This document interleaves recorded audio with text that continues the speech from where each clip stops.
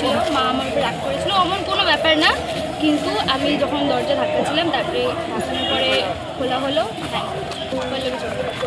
আর বয়স সূত্রপাত কিছু নেই না, একটা ফটো নিয়ে ওরকম কোনো তুমুল ঝগড়া হয়নি, কথা কাটা যেরকম মা একটা সংসার একটা ফ্যামিলি যেরকম মার মেয়ে।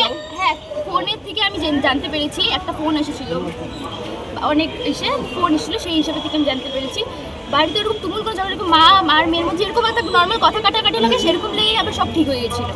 ঠিক আছে, মানে ওরকম কোনো বড় ঝগড়া না, সব নর্মালি সব ঠিক হয়ে গেছিলো।